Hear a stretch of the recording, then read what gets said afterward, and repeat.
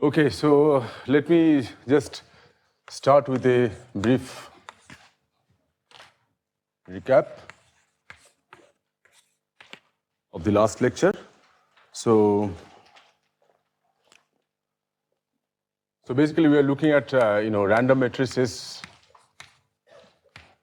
with real spectrum.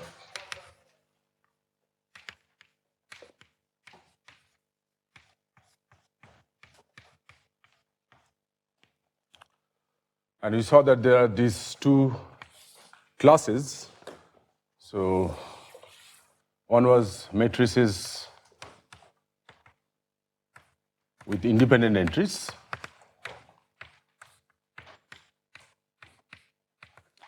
The so-called Wigner matrices. And the second class is this, maybe they should overlap, so I should write this.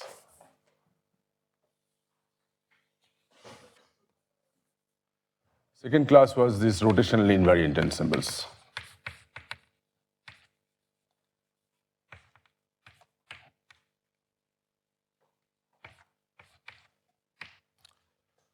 Okay, so we are talking about an n by n real symmetric or complex Hermitian matrices, Hij. And I mentioned, and I didn't of course prove, and I'm not going to prove, is that in this common thing you can ask what are the random matrix ensemble which have independent entries as well as rotationally invariant. So, which means that you write down the joint distribution of the elements of the entries of this matrix. So if this is of this form, which is purely Gaussian, and with a variance such that you can write it this way. So this is a special choice of the variance. You see, this is the point that you can take the different variance for each matrix elements. That will be also Gaussian, but then that's not solvable in the sense that you cannot write down the joint distribution of the entries, eigenvalues. But if you choose the variances in a special way, so that the inside the exponent you can write it as a trace of h square, then you immediately see that under the rotation, by rotation I mean when we do the similarity transformation of h, this trace is invariant, and therefore this probability distribution is rotationally invariant. Okay, so this is the example of, when you say Gaussian ensemble, you always mean this, okay? This is the Gaussian ensemble, so this is the famous.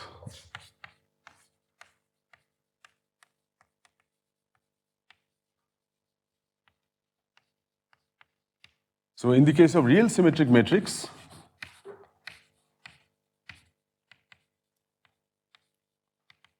so this guy is invariant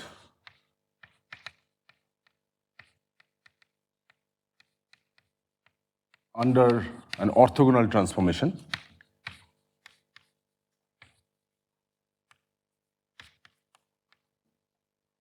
which means you go to H prime, which is this O transpose HO, where O is an orthogonal matrix. Okay.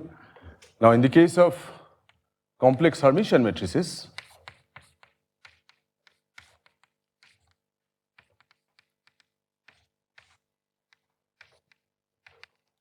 so this is because it's orthogonal, it's invariant under orthogonal transformation.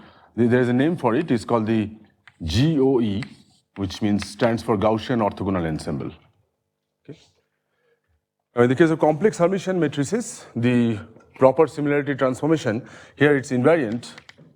The joint distribution is invariant under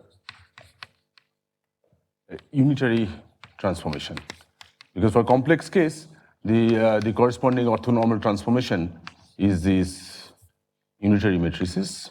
So here you have the O transpose O equal to O transpose equal to identity. Where in this case, it will be denoted by U.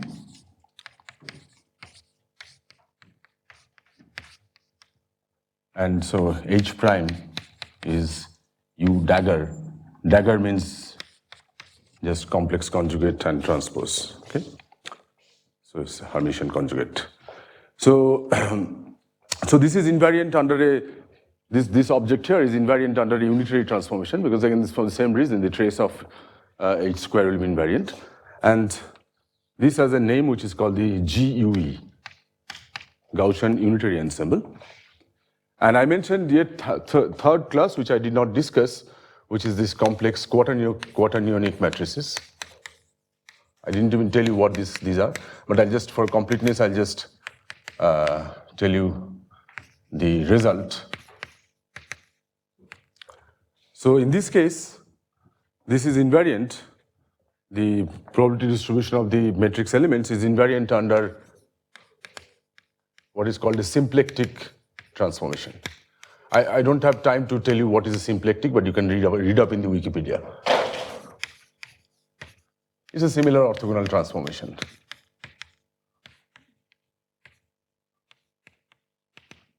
So that's why it's called the Gaussian symplectic ensemble.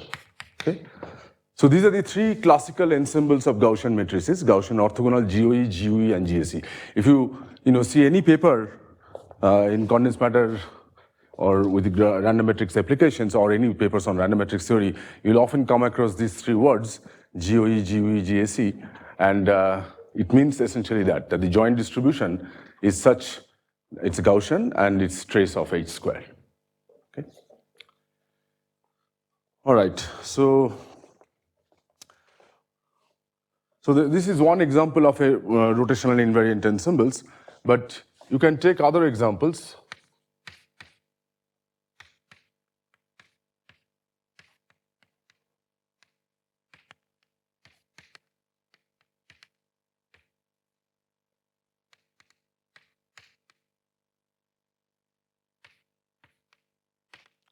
So for instance, you can choose P of H to be proportionality means there's a normalization constant always. So I could take, for example, trace of h square, and maybe I put B some constant times trace of h fourth. And so on. I mean, you can add any polynomial here, right? They're all invariant under this orthonormal transformation. Okay. So in general, so maybe here it's a C times trace of, I don't know, h cube, h5 or whatever. So in general, you can write this as exponential minus, some trace of, so this is, you can write down as trace of some A, h square, A, B are constants, etc., right? H fourth. You can have in principle h cube also, but I just didn't write down. So this means in principle you can actually write down this as any function of this h bar, for example, a polynomial function. Okay? So such ensembles are rotationally invariant. Okay? So when you write trace of VH, and this VH, so this is like a potential. You remember the 5/4 theory in when you do Ising model or classical statmech problems. You have the the Gaussian theory, you have the 5/4 theory, you have 5/6 theory, and so on. So in similar spirit, so this is like it's called the potential, but it's called the matrix potential.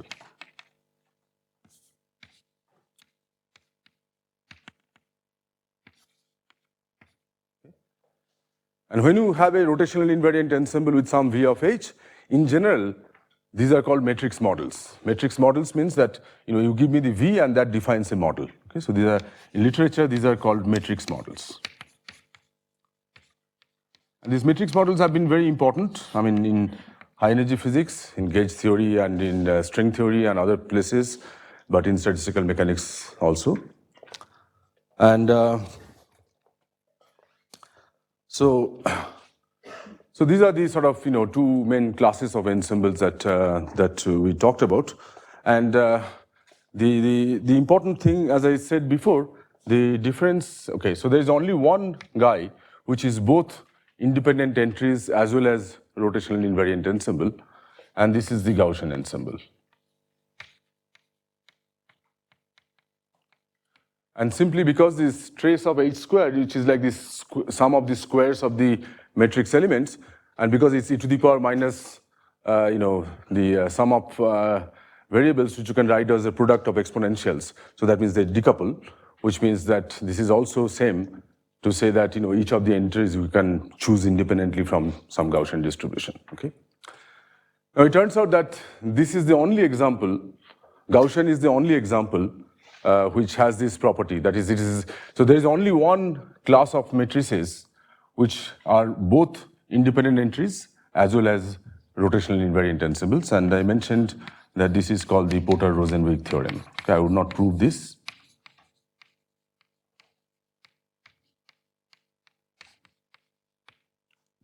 Okay. So for instance, if I take this guy here with the trace H4 or H5, I mean, this is rotational invariant, but it's not, you cannot write down these as matrices with independent entries. It's very difficult to generate this matrix numerically, because this means if you write down these trace things in terms of the matrix elements, Hij, so this case, if you just have Gaussian, this is just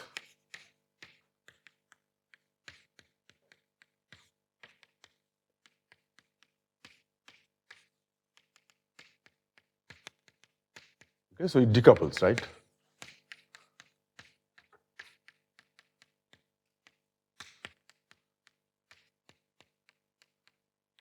Etc. So that means the joint distribution factorizes into individual distributions, and so you can choose them independently. Okay, that's why it's also Wigner matrix. But if you have, for example, this guy here, let's say my weight is something like this, trace of H square minus B H fourth, trace of H fourth. Okay. Now you try to write down in terms of matrix elements. So the first part is simple, is Hij square, sum over Ij. But this guy is a very complicated thing, right? Trace of H4, so you'll have 4 elements here. I will not write down them explicitly. 4 elements there. And you see that you can no longer decouple them into individual distributions of Hij's, which means it's a very correlated distribution of the entries. And to generate this numerically on the computer is very hard, okay? But we'll see later that somehow this, because of this special symmetry, that is this rotational invariance, you can actually calculate the joint distribution for any arbitrary potential V of H. But for generic Wigner matrices, it's very hard to solve anything, okay? Yeah. I can also generate the matrix potential for Ginsburg-Landau theory. There is no Ginsburg-Landau theory. I mean, in some sense, you can write down this, but this is not, I mean, what do you mean by Ginsburg-Landau theory? Action or design. Yeah, so we'll come to that if I have time. I mean, you can write down an action, a field theory for this, basically. Yes, yeah. Yeah, there is a field theory for this. Yes. No, I didn't skip. I mean, you can put it. I mean, no, I was just writing down because normally in 5/4 theory, you don't put a cubic term, right? Because, you have the symmetry, the Ising symmetry. But here you can put it. I mean, okay, so if you want B1 trace H cube. So in general, this polynomial, you can, for example, write down as a AN AN H to the power n. Anything, okay? Okay, so the one other thing, before I proceed to compute the joint distribution, I mean, I just wanted to emphasize that. I don't know if it was clear when I said last time. So I mentioned that, if you make an orthogonal transformation, a generic orthogonal transformation, that means, let's say 2x2 example. Okay? So I have this matrix, let's say H11, H12, H12, let's say real symmetric. And I made this orthogonal transformation, right? So this O transpose O. And I arrived at this new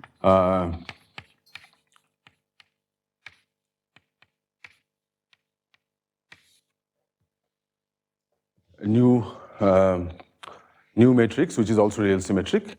And we said that this volume element, flat measure, is invariant under this orthonormal transformation, right? For a generic orthonormal transformation. So the flat measure is invariant. But this is true for generic orthonormal transformation.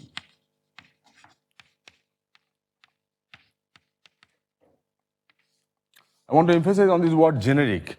What that means is, Any kind of. yeah, I mean, what I mean is that, basically this makes sense only when you can treat, these three guys as also degrees of freedom, right? So you are making a change of variable from H11, H12 to H22, you need three other degrees of freedom. So when you can treat, when these are, all the three are variables, then this theorem makes sense, okay? But there are specific, okay? So not generic, but specific orthonormal transformations.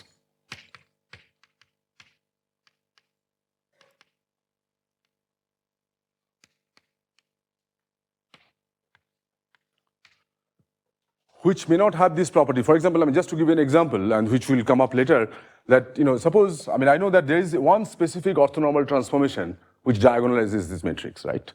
So let's call it this O star as a specific orthonormal transformation, okay? So I know that when I apply on these H11, H12, H12, H22, this gives me the diagonal matrix.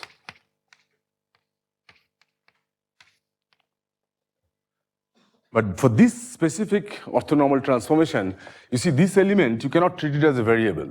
It's already zero, right, by definition, okay? So there we cannot apply this theorem. We have to be careful, okay? And this will come up later, okay? So, so in that case, I have to find another degree of freedom in order to make the change of variable. I cannot just use this off-diagonal element because it's by definition zero. O star. Okay. Okay, so this is an important point. So you have to remember this generic and specific thing so that you don't get confused. All right, so one other comment is that, again, as I said, this is important, this is numerically easy to generate, and this is numerically difficult to generate. For example, all these matrix models that people in high energy physics study, to generate them on the computer is very, very hard, okay? So to study their properties, but luckily, some properties like the eigenvalue distributions, this is easy. And here, it's analytically difficult. So they are really complementary to each other. There is some few exceptions for this case where you can actually do the calculation, but I'll come back to that later maybe. Okay. Okay, so this reminder, so let me now just try to compute the main thing, which is the joint distribution of the eigenvalues.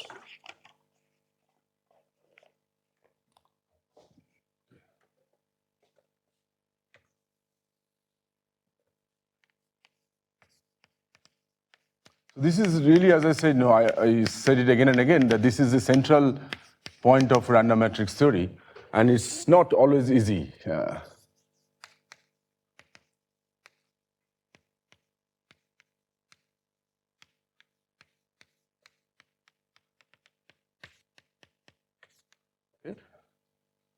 So the problem is that you have given me this joint distribution of entries, and I want to compute the joint distribution of eigenvalues, okay?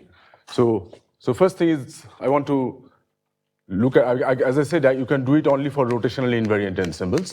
Gaussian is one member of that class.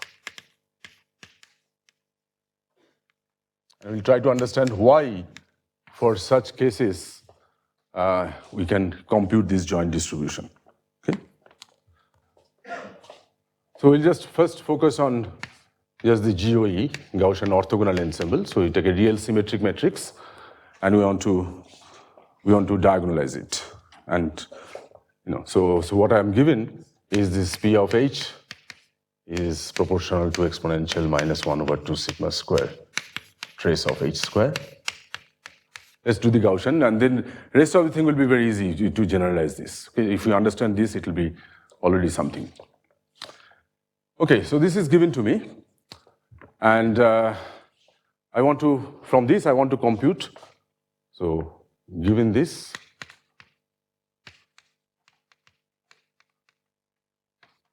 compute this object. Okay, so that's the goal. So how do we go about it? Okay. Now, let's do first, naively, what will you do? Okay. So, okay, again, let's take always following Wigner, just take 2 by 2 case. Because 2 by 2 case is extremely instructive. You can do it by hand often, and it's actually, you understand quite a lot of things there. So let's say 2 by 2, okay? So I have this, my matrix, which is just H11. Let's call it, because my note, I have X12, so let me, okay? And what I know is that this is exponential minus half to sigma square, the joint distribution of the x's is x11 square plus x12 square. Right? That's the trace H square. So you give me this distribution of the entries, and I want to calculate, I know there are 2 eigenvalues, lambda 1 and lambda 2. And I want to compute their distribution. So how will you do it naively? If you don't know anything, how will you do it? So you first compute the eigenvalues, right? That's what you will do. For a given set of entries, I want to calculate the eigenvalue, which means this determinant should be 0. So it's a quadratic equation, right? All of you know how to do this. So this quadratic equation, so this is lambda square minus lambda x11 plus x22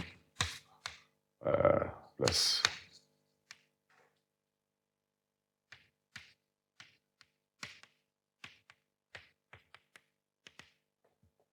okay, so it has 2 roots. You know what the roots are. So there are 2 roots. So one is plus, one is minus.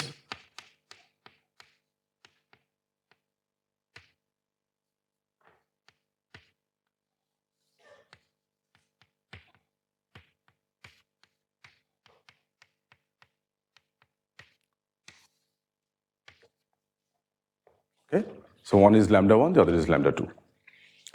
So you see, these are random variables, right? Drawn from this distribution.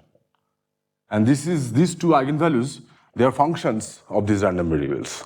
So in principle, if I know the joint distribution of these guys, I should be able to calculate what is the joint distribution of lambda 1 and lambda 2. So if you say lambda 1 is with a plus sign, let's say, and lambda 2 is the same thing with the minus sign there.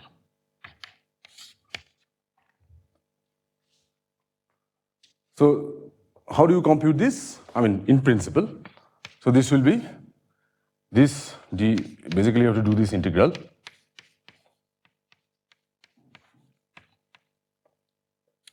Times this integrand, because there is some normalization constant, of course, outside.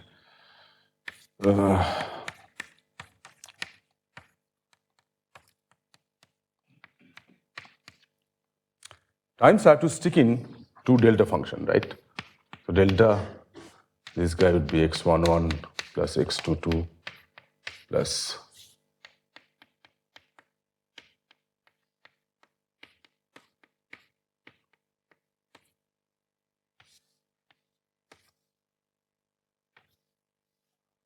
times another delta function.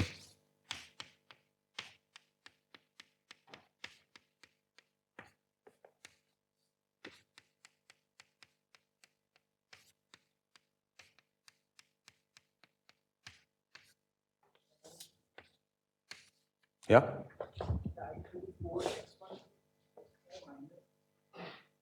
Huh?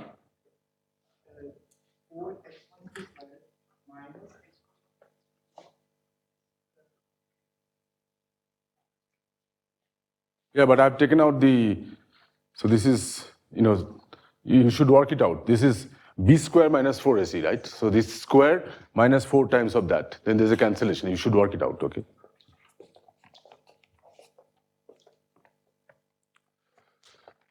Okay, so we have to do this triple integral, right? With this, so everybody understands this delta function thing, right? Because I mean, this delta function just tells us that, I vary these x1, x2, x1, 1, x2, 2, etc. And whenever it hits delta 1 or lambda 1 or lambda 2, it contributes to the distribution of lambda 1, lambda 2. So in principle, this is the way to do it. I mean, naively, if you don't know anything about it, this is how you would attempt to do this computation, okay? But as you can see, this is already very hard for 2 by 2, right? Because these guys are Gaussian, but you have a lambda 1, lambda 2, and I mean, good luck if you want to do it, okay? So we need some other trick. And then, this is at least a 2 by 2. You can know the formula for the roots, right? If you go to 3 by 3, this will be a cubic equation. 4 by 4 will be a quadratic, quartic equation. And we don't even know explicitly those roots. So we are doomed to failure, right? So you need some trick to solve this. So what is the trick? So as always, with any multidimensional integral, the real trick is to find the right number of variables, right change of variables, okay? So if you make cleverly some change of variables, you might be able to do this integral, okay? So what are the change of variables?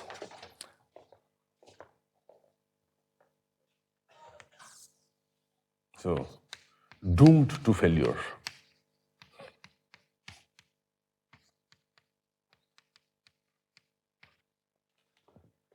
So we need some trick. Need the right set of variables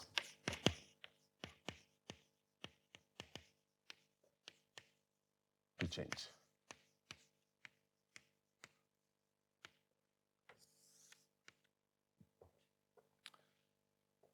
So what are the possibilities? So, clearly, our goal is to calculate the lambda 1, lambda 2. So you can say, okay, how about two of the variables, lambda 1 and lambda 2 themselves, okay? So I have these 3 elements, independent elements, right? x11, x12, x22. So I want to make a change of variable into three other variables, right? So what I can do, I can say that, well, so as we said, we had already here, so there is an specific orthonormal transformation which transforms this to that. So for instance, I could choose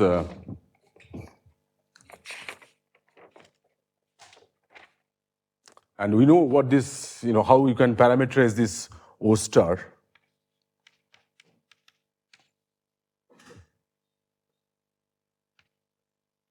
So we said that O star can be parameterized by this angle, right? Cosine theta, sine theta, cosine theta, right? Any sort of orthonormal vector I can always parameterize by this cosine theta and sine theta. So, and we also said that, this, if I diagonalize, this is the 2 are the eigenvalues, and the 2 eigenvectors are these 2 column vectors, right? So the eigenvectors are all parameterized by the single parameter theta, okay? So I can transform this and represent, okay, I'm calling these x1, x2, so let me go back to x1, x2.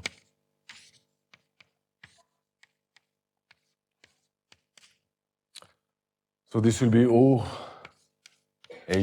transpose, which means cosine theta minus sine theta, sine theta, cosine theta.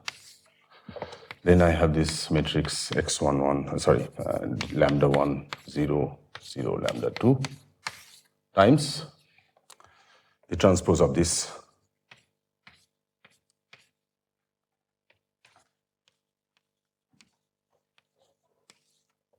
Okay, so this already gives you a hint.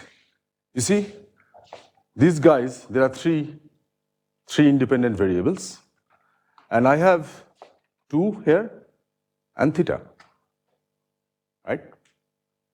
So I have the required number of independent variables. So suppose I want to make this change to these 3 variables, okay? So what do I have to calculate then? If I want to, write the integrals of this, I need to calculate the Jacobian, right? So I have a probability distribution of x11, x12, x22, dx11, dx12, dx22.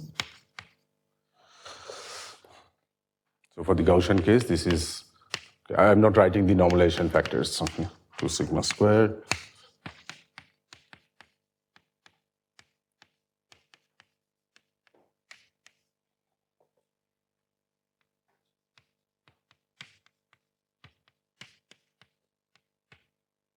Okay. So this will be,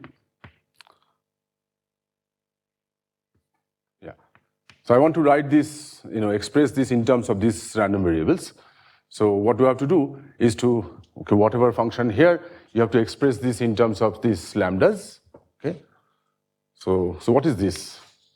This object is trace of h square, right? So trace of h square, we said that, it's invariant under orthonormal transformation.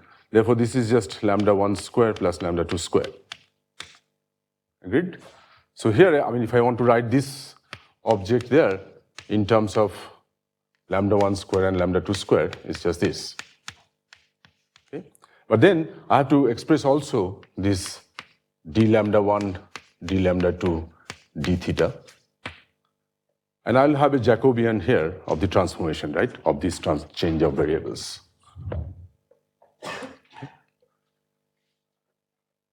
Once I have that, so the Jacobian in principle, it will depend on lambda 1, lambda 2, and theta, right? So what is this Jacobian? So this will be del x11, del lambda 1, del, let me see what.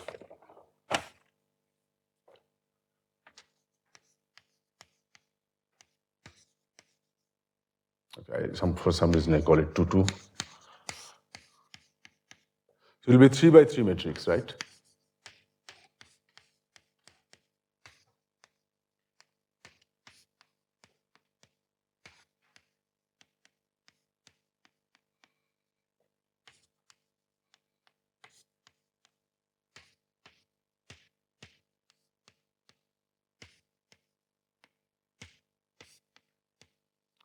So you have to consider this 3 by 3 matrix, calculate its determinant, and take the absolute value, and that will be our Jacobian. And once we have that, so then this will be this joint distribution. I always write the same P, but okay, it's not the same, it may not be the same function. Okay, let's call it P tilde. So this will be P tilde lambda 1 theta, d lambda 1, d lambda 2 theta. And once we have that, then we can just integrate over theta, which is only one integration. Okay. So first we calculate the joint distribution of eigenvalues and eigenvector. By eigenvector, I mean this theta. And then we want to integrate over the eigenvector degrees of freedom and calculate so P of lambda 1, lambda 2 will be then P tilde of lambda 1, lambda 2 theta times integral over d theta. Okay? So all I need to do is to compute this Jacobian, right, of this transformation. And you notice that, again, as I said, that you might be confused by saying that, okay, I just told you before that, under any generic orthonormal transformation, the Jacobian is always 1. But that's why I wanted to make this particular case, because you see, this is a particular very specific transformation which takes it to diagonal form. Therefore, you cannot just use this theorem. So here, the independent variables, lambda 1, lambda 2, but you need another variable theta, which is not there inside this matrix. So the Jacobian, there's no reason for it to be 1. Okay? So you need to calculate, in fact, it won't be 1. So let's calculate this. So this is our, sorry. So this object, right? We already know this. We just have to compute that guy. So let's compute this.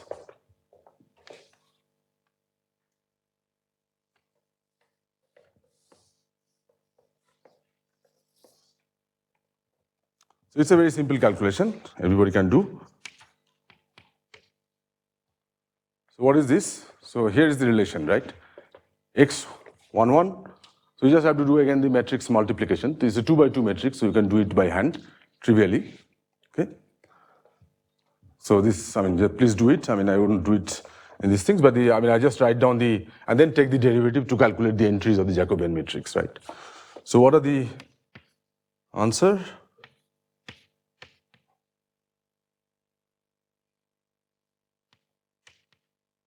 Check it, please.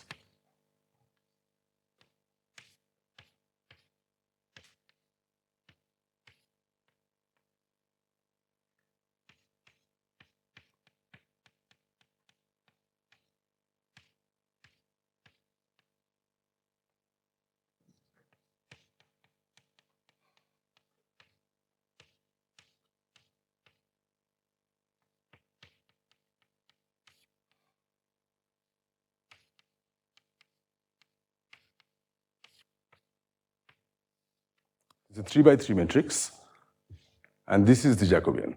Okay? It just follows simply from that. So when you just do the multiplication, you see that each of these elements will be a linear combination of this lambda 1, lambda 2, and theta, and just taking a derivative, compute these matrix elements. Okay? So first thing you notice that there is a common factor here in all in the columns, lambda 1 minus lambda 2. So you can just take it outside the determinant. Okay? And the rest of the determinant is independent of lambda, right?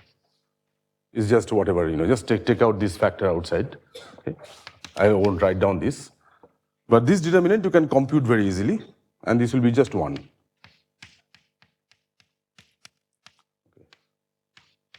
Show that.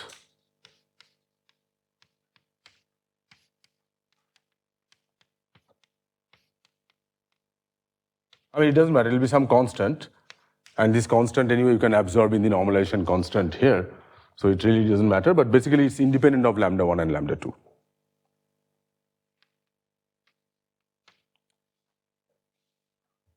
So you get a very simple answer. So there are 2 things I want you to notice. So one thing is that this Jacobian is independent of theta. Theta disappears. This determinant is exactly 1. It's no longer a function of theta. So Jacobian is only, so what are the 2 points? So let me now.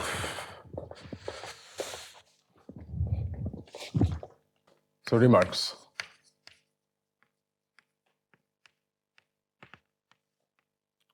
So from this simple example, we see that this guy is exactly lambda 1 minus lambda 2, and importantly, it's independent of theta. So in fact, this turns out to be quite generic. We'll see that in a minute, that even when you go from n by 3 by 3 or 4 by 4, etc., this Jacobian, which is in principle, it's a function of all the eigenvalues and the eigenvector degrees of freedom, it always decouples. I mean, the eigenvector is independent of the eigenvector degrees of freedom, okay? It only depends on the eigenvalues. And so it's only a function of lambda 1 minus lambda 2, okay?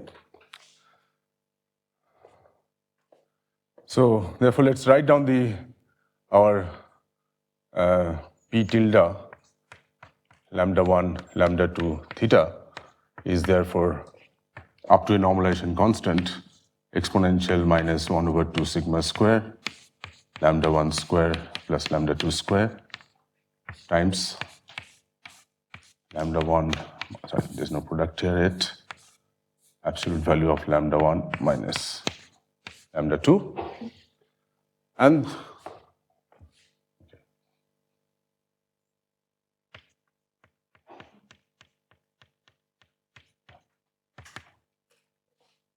times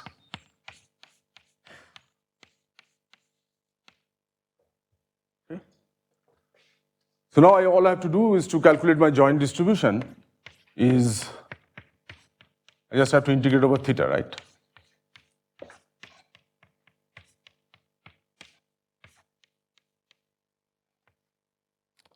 So when you integrate over theta, it just gives a constant 2 pi, which you can absorb here. And so essentially up to, again, some normalization constant. Always I'm just writing some normalization constant. The normalization constant is that you have to integrate over lambda 1 and lambda 2, and then this should be 1 basically, okay?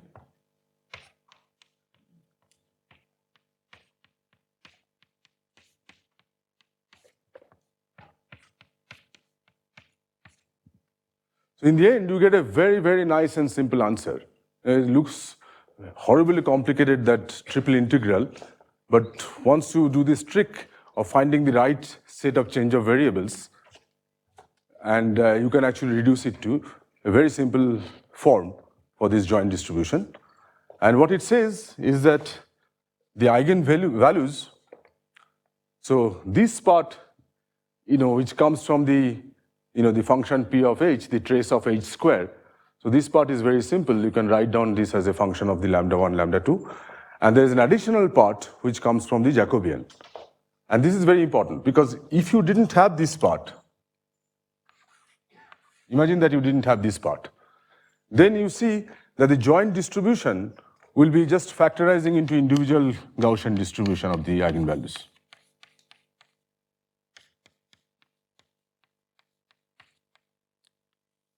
It will be product of e to the power minus lambda 1 square and e to the power minus lambda 2 square, which would mean whenever joint distribution factorizes, that means they are independent random variables, right? So this is exactly what Sanjib was saying this morning. So the fact that there is this additional guy which makes them correlated, okay?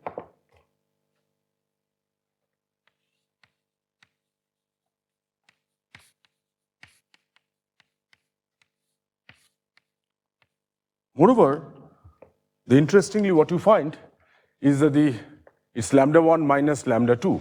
So these two eigenvalues. So if you think of them, these two eigenvalues on a line, this says that the probability that the two eigenvalues will be close to each other, that means probability that lambda 1 is very close to lambda 2, actually vanishes, right? So that means there's an effective repulsion. They cannot come very close to each other. The probability of that event is very, very small. So the eigenvalues repel each other.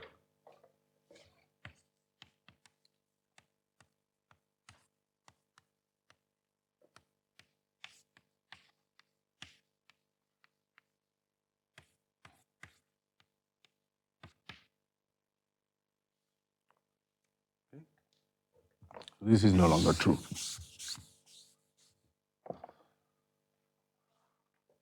The eigenvalues repel each other, and this is one important point, and we'll come back to this in a minute. But let's see. So suppose I had, instead of Gaussian matrix, I had this this other one that I wrote down. Okay, it's gone now. So suppose I take a rotational invariant ensemble.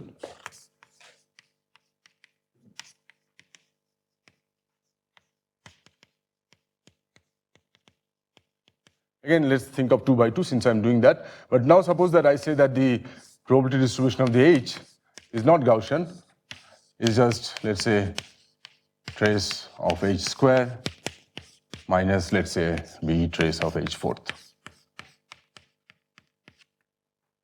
And I want to again compute the joint distribution of lambda 1, lambda 2. I'm going beyond Gaussian. So you look at these things. So where are these? I just follow exactly the same procedure, right? So again, I make this change of variable. So only thing I have to take care of this factor here. It was Gaussian, trace of H square. I have to express this guy, which is a function of xij's, in terms of the lambdas, right? So here it was lambda 1 square plus lambda 2 square because it was trace of h square. So if I want to do this generally, this more 5/4 model, h4th model, so that part, okay, will be to the power minus 1 over 2 sigma square. Sorry, this is h square. So this will be lambda 1 square plus lambda 2 square because the trace of h square. Trace of h, h square is just this, right? Trace of h4th. Yeah. So this will be minus b.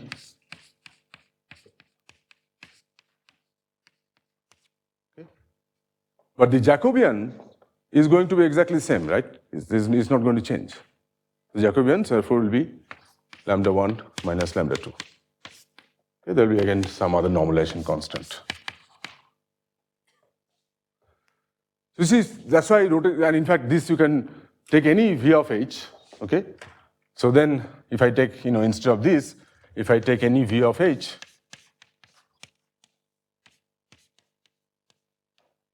okay, trace.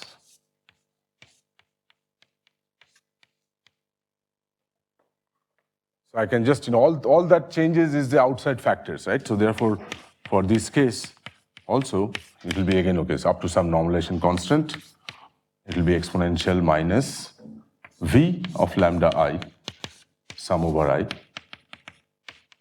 right? Because if it is, I'm thinking this of as a polynomial function, so if you put the polynomial trace of h square, h to the power n, so that will be lambda 1 to the power n, lambda to the power n, and then you can reconstruct and write this as v of lambda I. So it's the same function v of lambda I, and then you have this Jacobian term, which is this.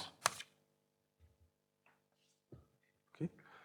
So you see that for rotationally invariant ensemble, therefore, with this clever change of variable, you can actually write down the joint distribution quite easily for arbitrary weight function, arbitrary matrix potential.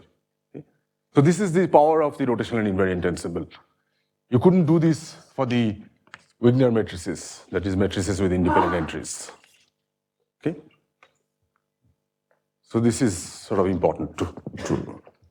So now, okay. You want to go to 3 by 3, right? N by n. But, okay, it won't be so easy in that case because, if you make the orthogonal transformation, it will be a 3 by 3 matrix. Everything will be 3 by 3, 3 by 3. So you can try to compute. You should do it by hand, the Jacobian, okay? And I'll tell you what you will find, okay?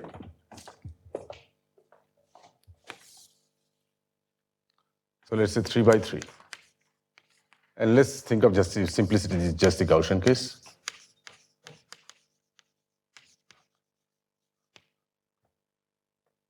So now again, this will be function of lambda 1, lambda 2, lambda 3, and then you have all these eigenvector degrees of freedom. Okay, first let us count that if you have the right number of degrees of freedom.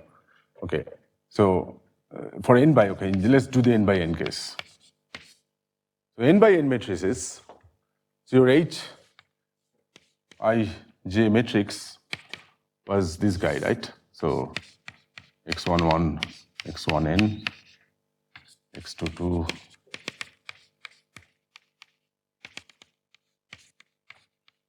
and this is the symmetric counterpart of that. Yes?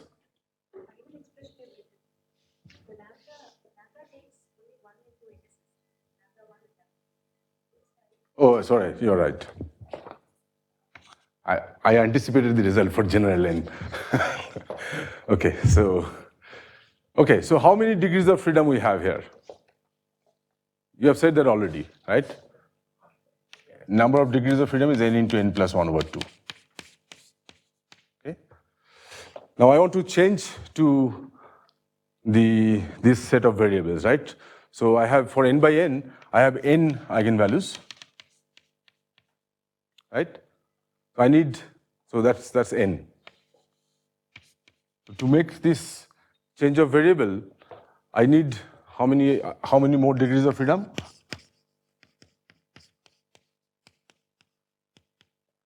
So that will be n square n into n minus 1 over 2, right? need variables. So for instance, for n equal to 2, this was 1, and this was provided by theta. Okay? So here we need to find out the analog of theta. What are the analog of theta? So again, same thing. So the O, remember this orthogonal matrix O. So it has, I told you that this was, okay, this is in general has this structure, right? O1, 2, sorry.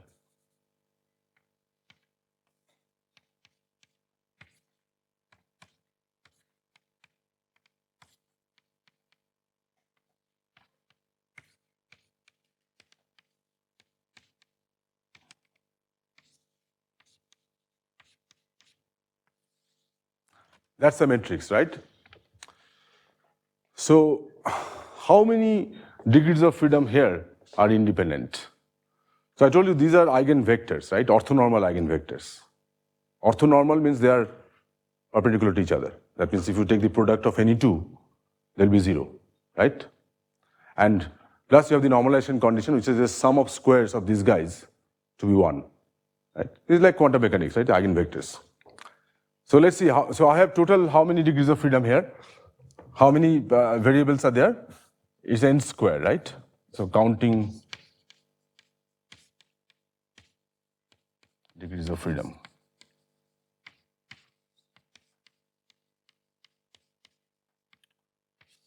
Okay, I have n square number of elements in this orthogonal matrix.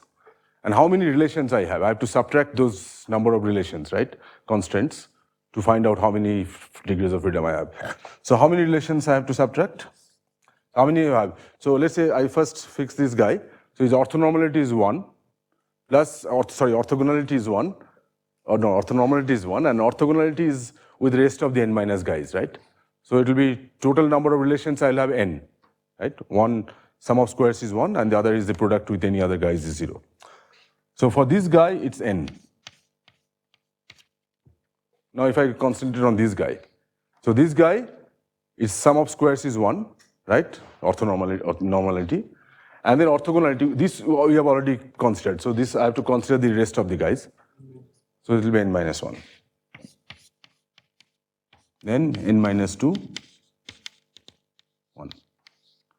So what is this sum? N square minus n into n plus 1 over 2. Which is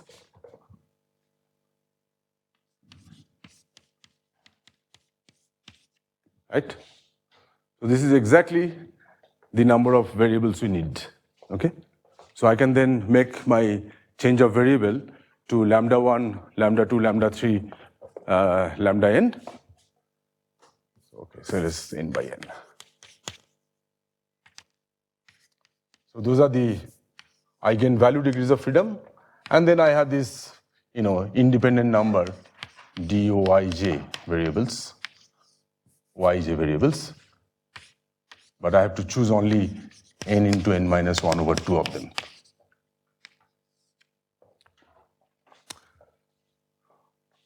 So this is a Jacobian, which is n into n plus 1 over 2.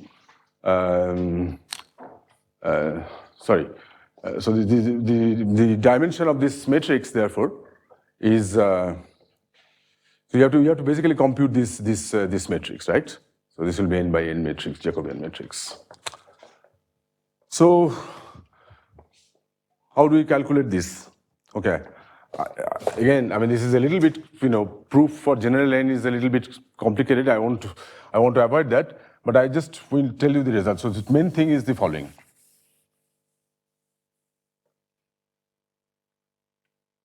So the answer. We have done the 2 by 2 case. 3 by 3, I sort of ask you to do it because it's fun. You can do it. Okay. Believe me, I did it myself. Okay. So you can do it also. So then, the answer is this. This is a product over I less than j.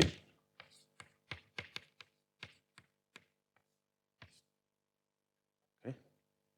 So this product is over all pairs. So for instance, for n equal to 2, we have already seen this would mean that just lambda 1 minus lambda 2. For n equal to 3, This will be lambda 1 minus lambda 2 times lambda 2 minus lambda 3 times lambda 3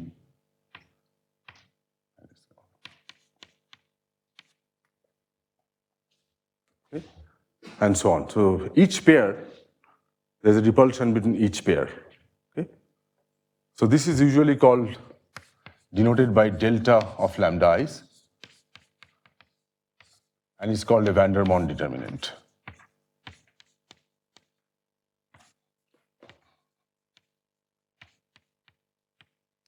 Why is it called van der Monde determinant? Because this object also appears if you just, we should.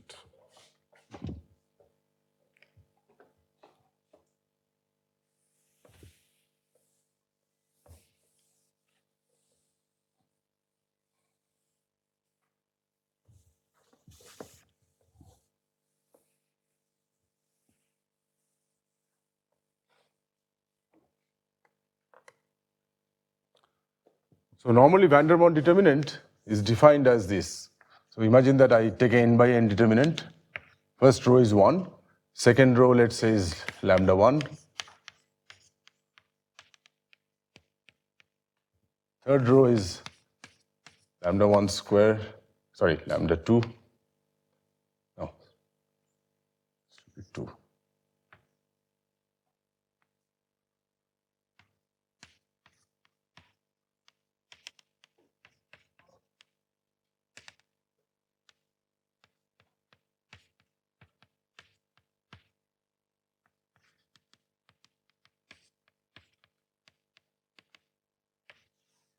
Okay. So this is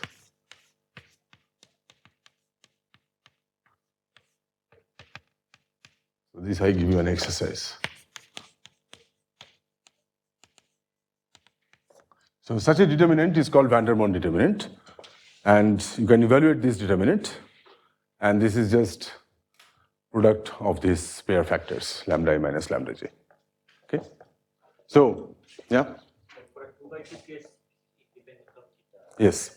So I'm coming to that. So again, I mean, when I didn't prove this result to you, but I am just stating it.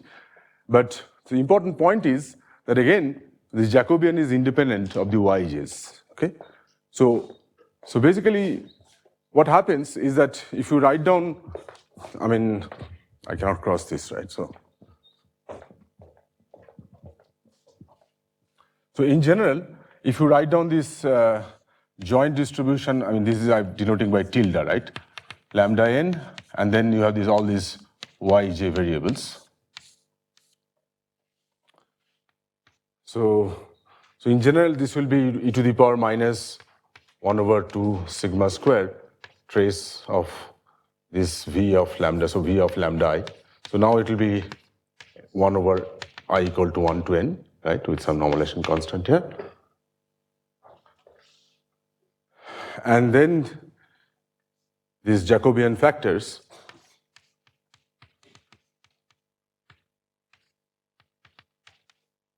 and then you have this d lambda 1, d lambda n, d1, etc. Okay, so there's this d factors, basically, all these volume factors. So this is the joint distribution, and what I'm saying is that this guy, again, and we'll see in a minute why, this is independent of Yj, okay? And this is a special property of rotational and invariant ensembles.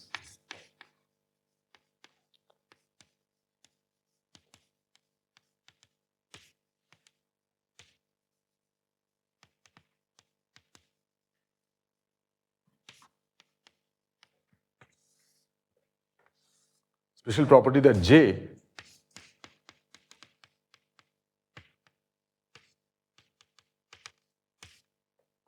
is independent of these Yj variables. First of all, it decouples the eigenvalues and eigenvector degrees of freedom, they decouple, and moreover, the part of the eigenvector degrees of freedom is just 1. So it's just this, it's independent of this, okay? So, and this object is precisely van der Monde.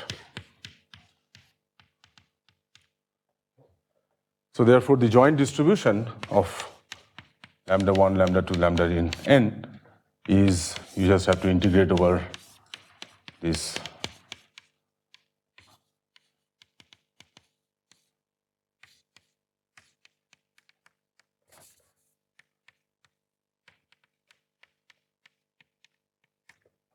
I mean, dy, you know what I mean. I mean, it is over all the independent eigenvector degrees of freedom.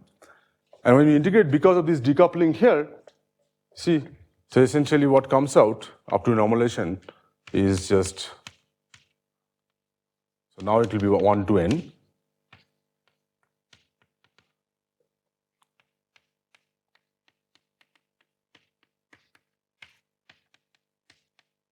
This Jacobian factor, as I said. And the rest is just an integral over the volume elements, I mean, of these orthogonal these things. But this will be just a constant, right? Because, I mean, the rest will be, you can just integrate out these degrees of freedom. It will just give rise to a normal constant, which you can absorb in this normalization constant. Okay? The key point is this fact. So the special property of these things is that the eigenvalues, so there are two things, eigenvalues and eigenvectors, eigenvector degrees of freedom,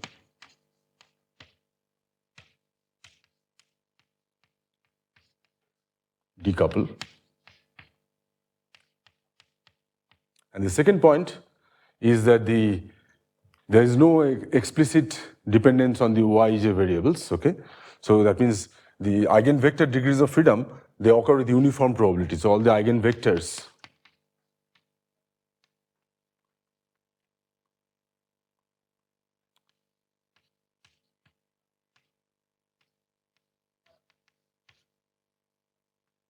uniform probability up to the constraint that the sum of squares of these elements should be equal to 1. So that means it says that all the eigenvectors, these are just uniform random variable, but drawn from a circle such that the sum of squares is 1. Okay. So this is in general, there's a name for it. It's called the, where was I? Yeah, have uniform measure. Uniform measure, but there's a name for it, it's called the Haar measure. Because it's not really uniform, because you have this constraint that the Yj square, so orthonormality constant, right?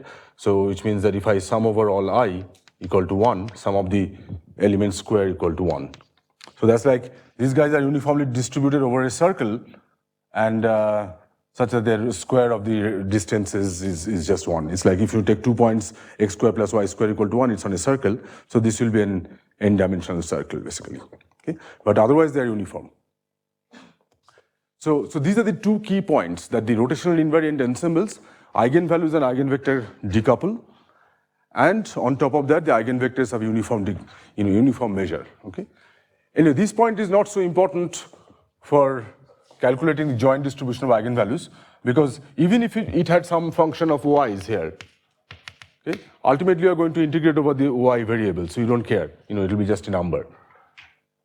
But the most important fact is that the eigenvalues and eigenvectors, they decouple from each other. Okay?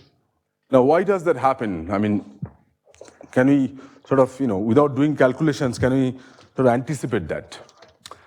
And this you can anticipate in retrospect, because you see, what does rotation do? When you make a change of basis, what happens? So imagine that, okay, I have a matrix H, right? I change my basis, which takes me to so the new matrix will be H prime, right? Now H itself has some eigenvalues, right, and eigenvectors. So what about H prime? What are the eigenvalues of H prime? This is orthonormal transformation, right? So if you know the eigenvalues of H, what are the eigenvalues of H prime? Same, very good. So the eigenvalues don't change on orthonormal transformation, right? But eigenvectors change. Right? If I change the basis and I go to another basis, right? Eigenvalues will not change, but the eigenvectors will change. if I calculate the eigenvectors of H prime, they will be different than the eigenvectors of H, but the eigenvalues will be same. So now you think of this, that, just you have to think a little bit that this, we are making a change of variables, right? So we are going to the eigenvalues and eigenvector degrees of freedom, okay? So, but I said these are rotational invariant ensembles, which means that if I go to another frame, my whole distribution should remain identical. It should not change, right? So had the Jacobian dependent on the eigenvectors, this would not be possible, right? Imagine that the Jacobian depended explicitly on the eigenvectors. But now I'm changing a basis, so I know that my eigenvector is going to change, okay? So, it won't remain rotationally invariant, right? So it can only depend on eigenvalues, the Jacobian. Because again, had it depended on eigenvectors, it won't be rotationally invariant, because I know that when you change the frame basis, when you make an orthogonal transformation, then you always eigenvalues don't change, but eigenvectors change. Okay, so therefore the Jacobian can only depend on eigenvalues. Otherwise, if it had depended on if there are explicit dependence of the OIJs here, okay, if there's explicit dependence on OIJs here, then when I make a change of frame, my OIJs are going to change also. Okay, so that will make a difference. Okay, so the fact that that it should not change, which means that it can only depend on eigenvalues. Okay, this is the sort of key point. Okay. Okay, so that's the sort of main thing. Okay, so I did not prove for you the n by n case. I just said that I just did the 2 by 2 case and 3 by 3. Now there is a general sort of way of proving this for n by n. It's a little bit detailed, so I don't want to spend time on that. You can read up in any standard books when the references are given in my website that in the website of the school. So you can look up this, but you just get the main ideas. This is the main key point. Okay. Okay. So far I was doing the real symmetric case. Yeah. Huh? It's easier to compute. No, it's not so easy. This is normalization constant. You can compute it explicitly in terms of gamma functions and so on. These are integrals which are generally called Selberg integrals. What is the normalization constant? Okay, thanks for asking this question. So I write down this. Okay, let me do it in a minute. Okay, so let me write down the final result. Okay, and then I'll talk about normalization.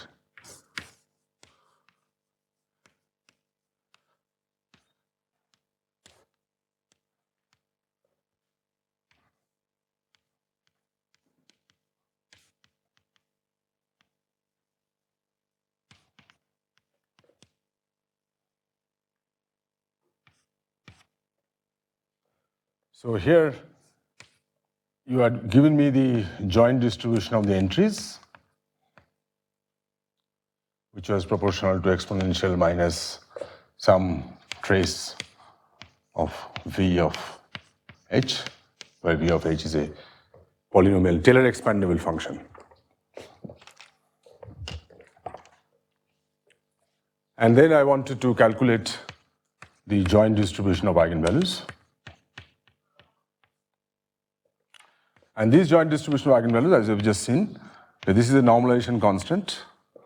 And then you have exponential minus, you can put some coupling constant here, but that could be inside these things. So this will be I equal to 1 to n, V of lambda I. And then you have this Vandermonde term, lambda I minus lambda j I less than j. Okay? So this is normalization constant. So sometimes it's called partition function. I'll tell you why it's called partition function. So if I want to calculate this normalization constant, just to answer your question, that what is this normalization constant? It should be such that when I integrate over all the lambda ones, all the lambda is, I should get 1, right? So therefore Zn must be equal to this multiple integral.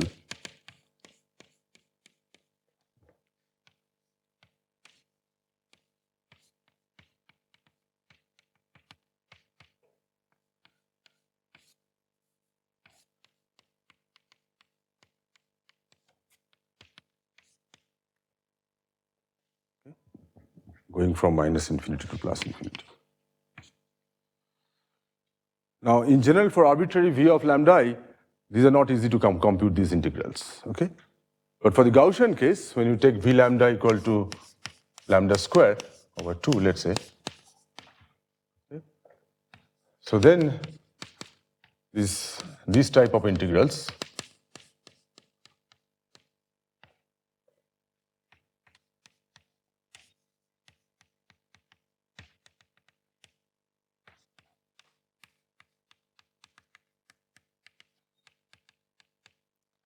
so these are generally called Selberg integrals. And there are some tricks but they're not in general not so easy to compute, okay? Because of this correlation again. Because imagine that if this factor was not there, then it would be trivial, just Gaussian integral, right? But because these are correlated, these eigenvalues, so this is not easy. But this particular case is known. I don't remember the formula now, but you can compute. You can find out in Mehta's book. So.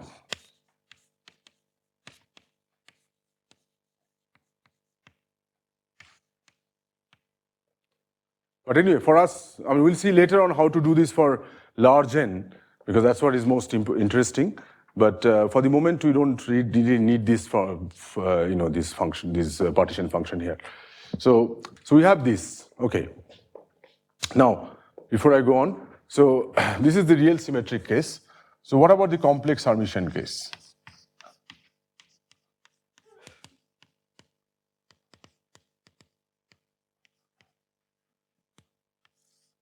That means you have a real part and complex part for each entries. Again, the entry is chosen from this distribution, and you ask what is the joint distribution of eigenvalues.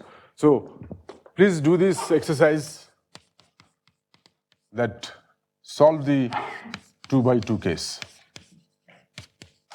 by hand, exactly as we did for the real symmetric case. Okay, it's complex case also you can do it exactly similar way. And if you do that, then we'll find that if you calculate this Jacobian again, once again this will be the same, because it will be independent of the eigenvector degrees of freedom, and so this will be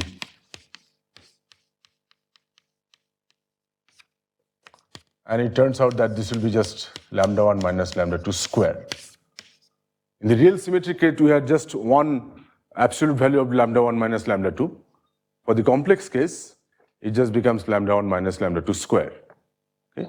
And this generalizes to arbitrary n. So arbitrary n, the formula, therefore. So again, as I say, this is the GOE, Gaussian orthogonal ensemble. Well, Gaussian, if this V of lambda is lambda square, that means this guy here. Now, for the complex case, again, you will have some partition function. This need not be the same Zn, some constant there, e to the power minus V. This part is exactly as before. But here, you have a pair lambda I minus lambda j square, because Jacobian is square. Okay? Again, I'm not proving the general n case, but this is the result. Okay? And if you do the complex quaternionic case, the GAC, so this is the GUE.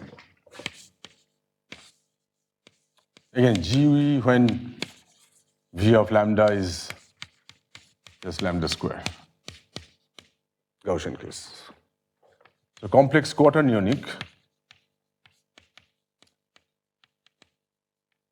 So in this case, you will find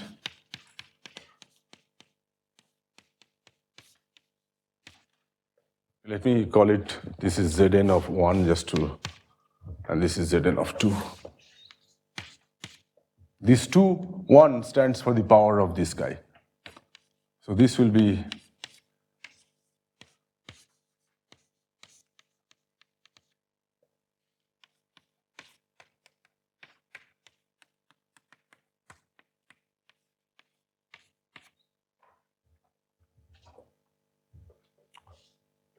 to the power 4. So this part doesn't change, and the outside part doesn't change. And remember, this part is just comes from the trace of V of h. You just go to the eigenvalue, degrees of freedom, then V or trace of V of h just becomes, the trace of V of lambda, basically. Okay, so that part is easy. So what is difficult is the Jacobian, and the Jacobian changes, and all that changes is that the power of the van der Monde determinant changes. So here, it's just a van der Monde determinant, delta. Here you have van der Monde square, and here you have van der Monde to the power 4. Okay? So in general, therefore, this you can write down for arbitrary ensembles. So it's usually written as like this.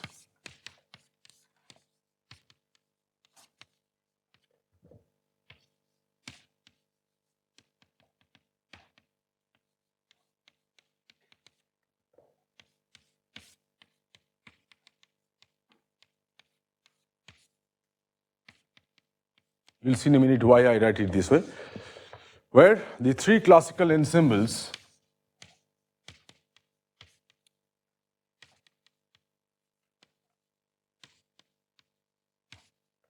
classical and Gaussian ensembles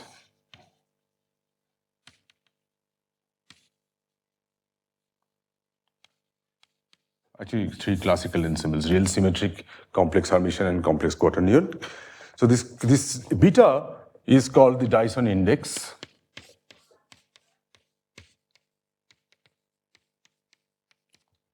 So beta equal to 1 is the real symmetric.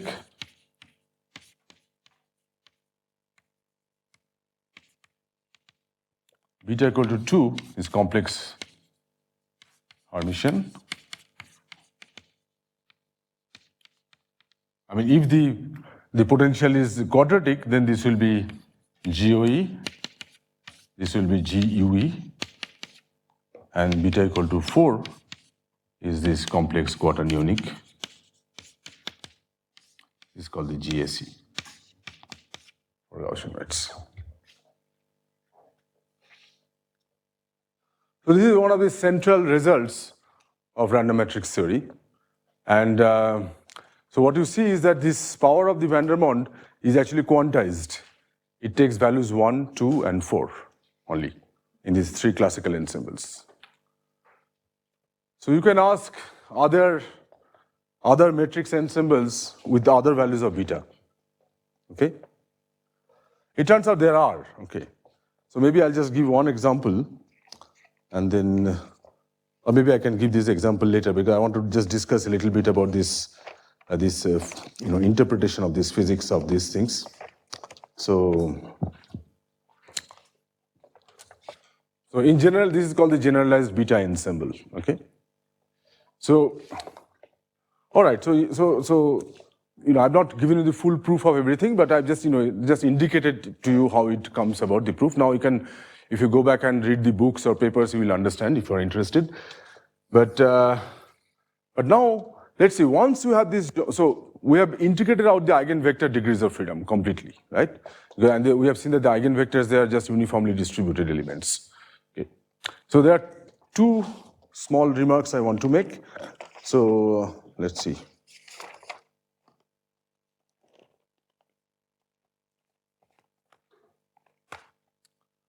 So I didn't say anything about the eigenvectors, so let me just make this remark. So for, again, rotationally. So I hope you can understand that why this, rotationally invariance plays such an important role. Because there's a lot of simplifications, right? So for these things, so first thing we said that the eigenvalues and eigenvectors decouple.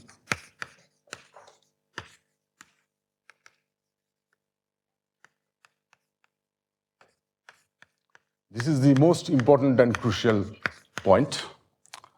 So, which means, let's say the joint distribution of these P tilde is calling lambda n and this, whatever these yj variables. So this decouples into P of lambda 1, lambda 3, lambda n, up to some constant, and then just times this dyj. This is not, I mean, it's only the independent degrees of freedom of the eigenvectors, okay? Not all of them, of course. N into n minus 1 of 2. So this is the important point. And because this Jacobian, I mean, it does not depend on the OIJs, so what you see is that the eigenvector degrees of freedom, they are uniformly distributed. There's no OIJ, explicit OIJ dependence here, right? So what this means is that, okay, so you take your random matrix, you diagonalize it, you get a set of eigenvalues, and you also get a set of eigenvectors. So what we have said so far is that the eigenvalues are distributed according to this.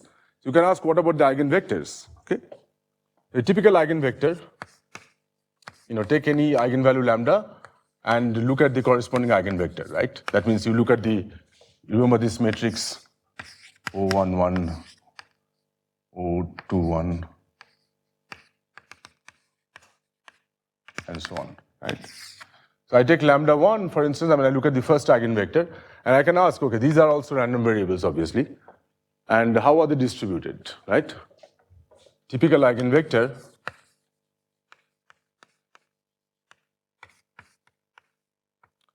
so it looks like this, right? These elements. So let me call them A1, A2, A3, AN. So this is just the same as OIJs. I'm just writing simplified these things. So what this result is telling us, that these guys, that they are uniformly distributed, but with a constraint that AI square equal to 1. So if you look at the eigenvector, these elements are also random variables, but basically they are, they can be anything. They are, so what this means is that this distribution of the AIs, if you like, for a particular eigenvector is just delta function of summation AI square minus 1, up to some normalization constant. So they can be anything, whatever they like. They have to satisfy it. So this is like a, on an n-dimensional sphere, and this is like a random vector, unit vector pointing in the n-dimensional sphere. Okay? Random vector. Okay? So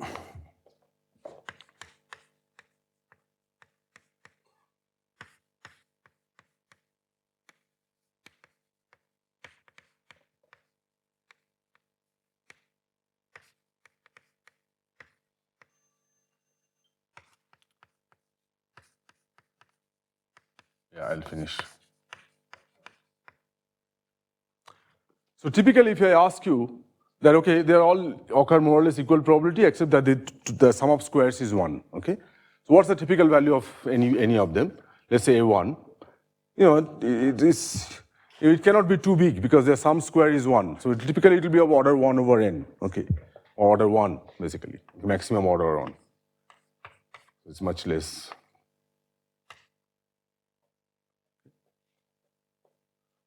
So which means that these eigenvectors are,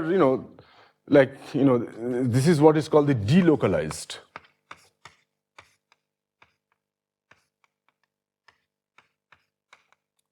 That means you're not, it's not that only one of them is 1 and all the others are 0. They're all typically of the same order, okay? So, same order. That means the probability to be here or here or here is more or less same. So that means is delocalized in this direction. Okay, it's not localized only to one variable, and this delocalization is sort of important because I just want to make connection to something very famous, 1D disordered systems. Okay, so this is an application or example.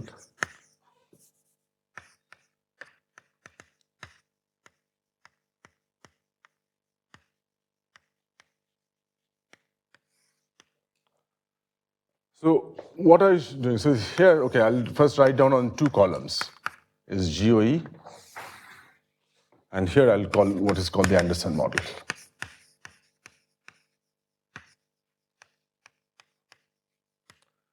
Just to make a connection to this, okay? So in GOE, so our random matrix, remember, we are taking something like this.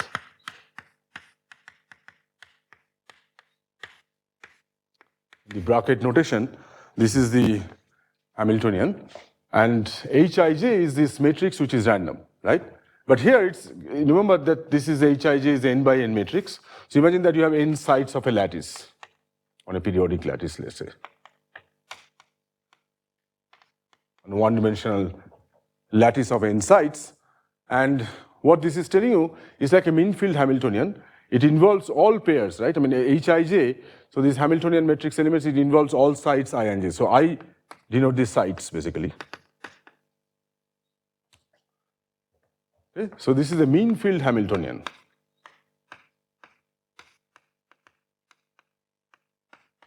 Random Hamiltonian.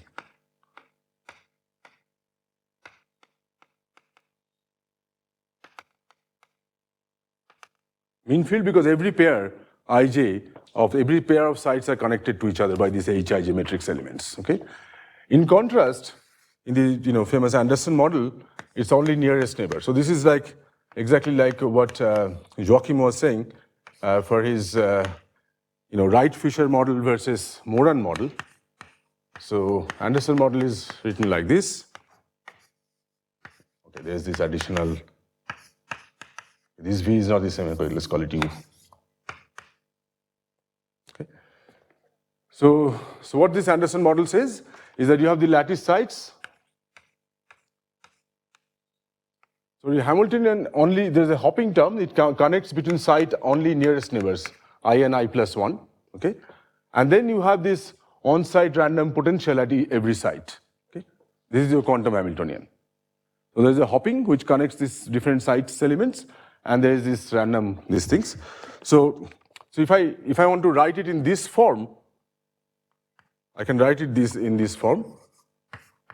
H Anderson.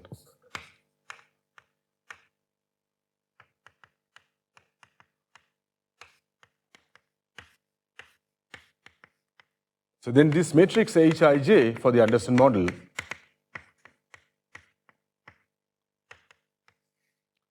it just says that there is diagonal terms, right? So you have this minus U1, these are on-site disordered potentials. And then you have a minus J, or plus J rather. Minus J, yeah. Minus J in the nearest neighbor couplings, right?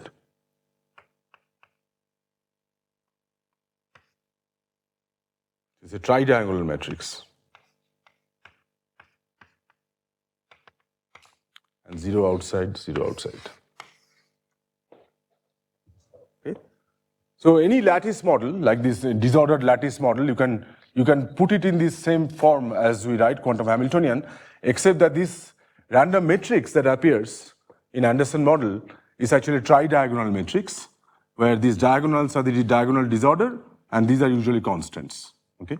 This is a very special type of random matrix. It's like the Wigner type random matrix. Okay.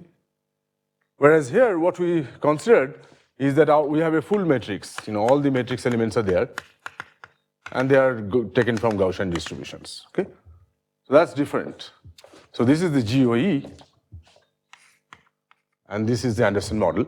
The reason I'm talking about these two models here, because these days, there's a lot of work on what is called the localization problems, many body localization, where these two ensembles, these two models actually play a very crucial role.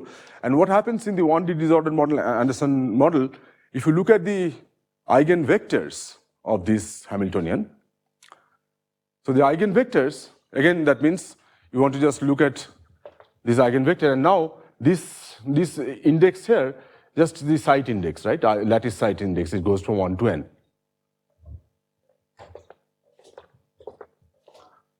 Okay, so the eigenvectors, if you look at the entries of the eigenvectors, then what you can find, people have found numerically that this is localized. That means, maybe one element will be 1 and the rest will be all 0.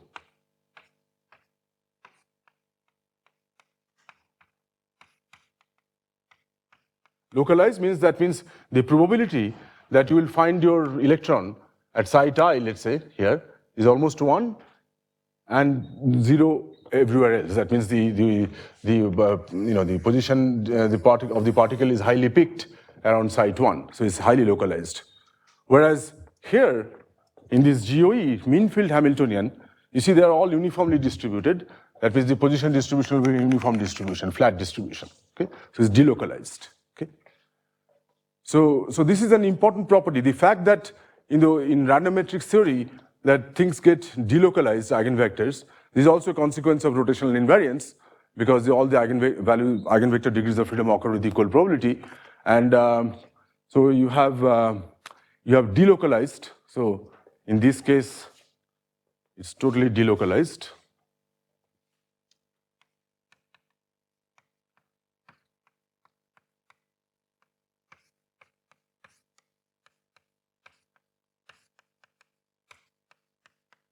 And here, they are totally localized. And say this will be true for any of the eigenvectors, okay?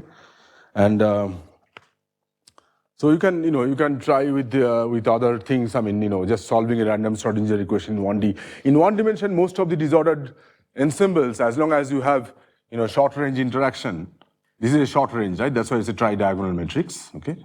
And this is an infinite range model. So all short range model in one dimension, they have the localized eigenvectors, okay? Whereas in the mean field limit, this is all delocalized, okay? So what I'll do tomorrow is we'll start from this result. That now I'll focus only on the eigenvalues, and we want to understand, because we'll see that this is actually itself is a very interesting problem, okay? So it's something called Coulomb gas, Dyson's Coulomb gas, and we'll try to study this problem and see what are the consequences. Okay, let's stop there.